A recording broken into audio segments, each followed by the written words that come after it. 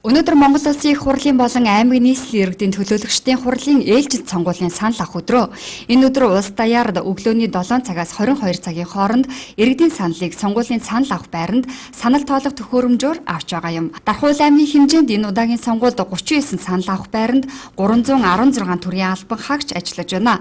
Харин мэдээлэл технологийн 45 даамал, иргэний бүртгэлийн итгэмжлэгдсэн 61 ажилтан ажиллаж байгаа ажээ. За манай хэсгийн хорон дээр болохоор 14 дугаар багийн одоо 2 дугаар хороол 1 дугаар хороолоос 39 төр байр. Тэгээ нөө ГД гэдэг одоо нөө цэргийн ангийн байр 2 орж явж байгаа. Тэгээ нийтдээ нийлээд 1326 иргэн санал өгөх ёстой байгаа. Тэндээс бол юу одоо нөө төр хасуу өгсөн. Тэр нь болохоор нэг гадаад 60 хоногийн хугацаагаас дээш явсан эсвэл эрх зүйн чадамжгүй болсон гүү бол төр саатуулж байгаа гэсэн хүмүүс маань хасагдсан байдаг. Тэгээд тэнд хасагдаад 1326 болж байгаа. Тэрнээс одоогийн байдлаар 74 саналаа өгсөн. 74 хүчтэй явж байгаа. Сонгуульд явна нэгэн саад бишэлгаагүй одоогийн байдлаар 50 үргэлжилж байна. Хоёр иргэн илүү мандат дуулж хууц буцаагдсан. Тэрнээс бол эрхийн дагуу дахин нэг хууц авах эрхтэй байдаг. Тэрнийхэн дагуу хууцын нүгэн зөвлөгөө өгж санал өгöd гарсан байгаа. Ажилтгчдын хувьд болохоор манайх одоо 5 намаас тэгээ нэг эвслээс нэг төрийн бус байгууллага нийтдээ 17 ажилтан дээр сууж байгаа. 44 дугаар тойргийн 6 дугаар хэсгийн хорооны санал авах байран дээр одоогийн байдлаар санал хураалт амжилттай явагдаж байна. За манай дээр 1284 иргэн нэрний нэрсэн чагсаалт ирсэн, 15 шилж ирсэн иргэн байгаа. 1299 одоо иргэдийн нэрсэн чагсаалт байна. За одоогийн байдлаар 110 иргэн санал одоо хурууны хийгээ шалгуулад санал өгсөн байна. 5 иргэний нөгөө хурууны хийг таниаг учраас 5 иргэнийг эргээсрийн дугаараар нь иргэний өрнөмлөхээр нь бид нар санал авсан байна. За зөөврийн хайрцгаар 12 иргэнээс санал авсан. За одоогийн байдлаар санал хураалт амжилттай. Ажиглагчдын зүгээс бол санал гомдлгүй. За тийм нэг даамалтай нэг иргэний бүртгэлийн ажилтнаар одоогор ажиллаж байна. Манай аймгийн хувьд улсын хурлын ээлжид сонгуульд 43, 44, 45 дугаар тойрогт 18 хүн нэр дэвшиж байгаа бол аймгийн иргэдийн төлөөлөгчдийн хурлын сонгуулийн 33 мандатад 81 хүн нэр дэвшиж байгаа юм а. Дархуул аймагт нийт 63380 саналын хуудас 58 санал тоолох төхөөрөмж хуваарлагдсан байна.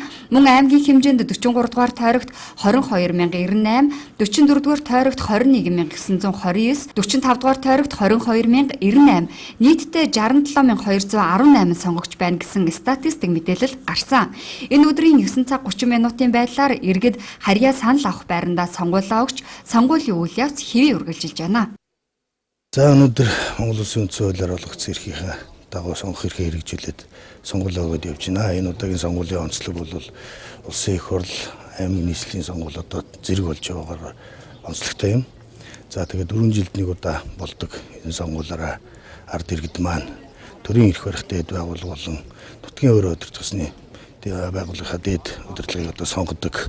Энэ одоо төлөөлөлтийн сонгосон төлөөллөөрөө дамжуулж одоо төрийн эрхээ барьдаг ийм хариуцлагатай үе юм аа. Тийм учраас ард иргэд маань энэхүү одоо төрийнхөө сонгуульд оролцож сонгох эрхээ одоо эдэлж үүргээ бас биелүүлэхийг бол уриалж байна. За ингээд өнөөдөр Дархан аймагт улсын их хурлын болон аймгийн иргэдийн төлөөлөгчдийн хурлын сонгох сонгуулийн үйл ажиллагаа явагдаж байна. Тэгээ залуугийн хувьд болохоор өглөө эртлэн босч ингээд бас нийгэм төлөөсөн хариуцлага биелүүлэхийн тулд гэр бүлийн хамт ирж саналаа өглөө.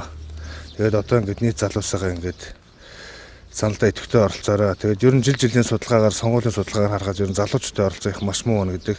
Бид нар одоо ирээдүйн дараа 4 жилдээ одоо их орондоо одоо өөрсдийн төлөөлөл бий болгож байгаа учраас залуучууд энд идэвхтэй хамрах дараа л гэж хэлээ да. Өнөөдөр одоо улсын их хурлын 7 дахь удаагийн сонгуульд оролцож байгаа дэх баяртай байна.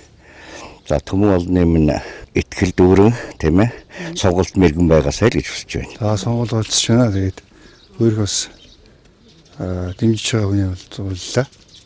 Тэгээд бас дард иргэдээ бас сонгуульд бас идэвхтэй оролцоорой гэж уриалж байна. Ингээ гэр бүл дээр сонгуулаа өгöd явж байна.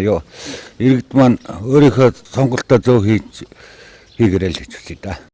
Энэ сарын 28-ны өдөр сонгуулийн байранд биеэр ирж санал өгөх боломжгүй өндөр насны хөгжлийн бэрхшээлтэй иргэд болон өвчтэй хүмүүсийг өөрсдийн хүсэлтийн дагуу битүүмжилсэн зөөврийн хайрцгаар саналыг авсан.